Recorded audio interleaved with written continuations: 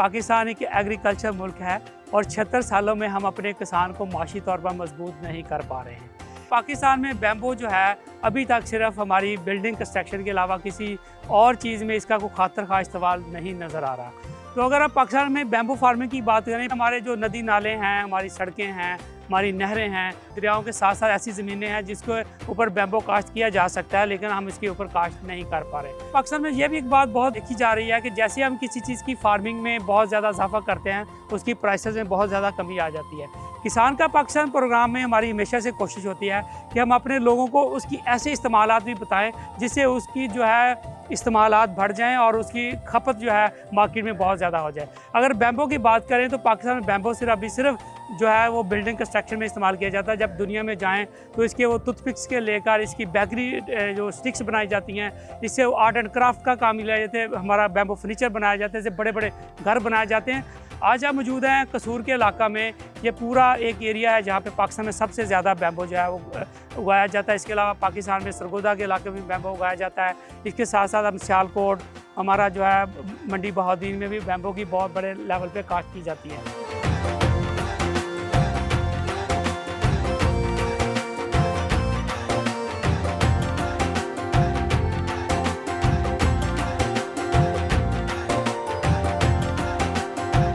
अभी डॉक्टर वकास खान साहब मौजूद हैं। डॉक्टर साहब इसी धरती का सपूत हैं और ये इस तरह के मुख्तलिफ जो लोगों को मोटिवेट करते हैं कि किस तरह हमने अपने वसाइल को लेके अपनी यूथ की पावर बनानी है, अपनी एंटरप्रेन्योरशिप बनानी है, स्मॉल इंडस्ट्रीज ग्रो करनी है। जिनके बेशुमार आइडियाज़ हैं, मैं सोशल मीडिया भी एक्टिविस्ट हैं, वहाँ पे अपनी बहुत सी चीज़ें बताते रहते हैं। डॉक्टर साहब ये बताइए कि जो बैम्बू किस तरह हमारे मुल्क की किस्मत बदल सकता है। तारिक भाई, आप जैसे जानते हैं कि हमारे पास जो सबसे बड़ा मसला है ना, वो हर साल सैलाब की वजह से हमारे नहरों के किनारे टूट जाते हैं, दरियाओं के किनारों से पानी निकल आता है, लाखों एकड़ फसलें जो हैं बर्बाद हो जाती हैं। बैम्बू जो है ये कुदरती प्रोटेक्टिव जो है ये वुड है। अगर हम अपनी नहरों के किनारों पे बैम्बू की काश्त कर दें तो मेरे ख्याल में पाकिस्तान के महकमा नार को इस बारे में फिक्र करने की जरूरत नहीं होगी कि ये नहर टूट जाएगी। एक तो हमें ये सोचना चाहिए कि हमारे पास इतना बड़ा एरिया है पाकिस्तान में, ज़ाहिर बात है दुनिया का सबसे बड़ा नहरी निज़ाम है, तो हमें अपनी नहरों के किनारों पे बैम्बू की काश्त करनी चाहिए। एक तो नहरें महफूज, दूसरा उनके किनारे महफूज। दूसरा ये है कि हमें जो है वो बैम्बू की जो वैल्यू एडिशन है उसकी तरफ आना चाहिए कि पाकिस्तान के अंदर हम बैम्बू का इस्तेमाल क्या कर रहे हैं। आपने जिस तरह से अभी अपने प्रोग्राम में बताया कि किस तरह से बैम्बू से जो है वो इन्वायरमेंट फ्रेंडली जो है वो डिस्पोजेबल प्लेट्स तैयार की जा सकती हैं। इस तरह बैम्बू से बहुत सारी ऐसी चीज़ें तैयार की जा सकती हैं जो कि हमारे इस्तेमाल में आ सकती हैं। मेरे ख्याल में हमें ये देखना चाहिए कि हम बैम्बू का वो इस्तेमाल करें जो कि एक नौजवान के लिए एंटरप्रेन्योरशिप के मौके खोले। बैम्बू बिरयानी जो है आप देखिए पूरी दुनिया में कितनी फेमस है, पाकिस्तान के अंदर अभी ये इतनी फेमस नहीं हुई।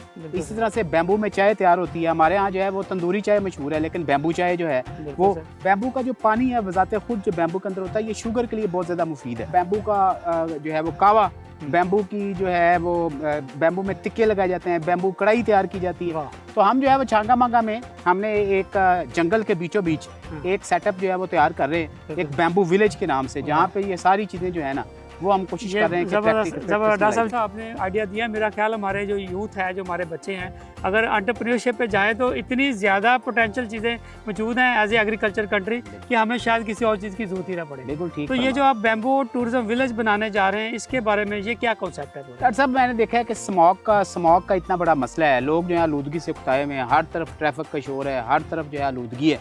तो हमने ये प्लान किया कि छांगा मांगा जंगल के एन बीचों बीच एक बैम्बू विलेज बनाया जाए, जहाँ पे बैम्बू के बेड हों, जहाँ पे बैम्बू की कुर्सियाँ हों, जहाँ पे बैम्बू कढ़ाई हो, जहाँ पे बैम्बू बिरयानी हो, जहाँ पे बैम्बू चाय हो, बैम्बू का कहवा हो, और एक ऐसा खूबसूरत माहौल हो, परिंदों की चहचहाट हो, कुदरती ऑक्सीजन हो।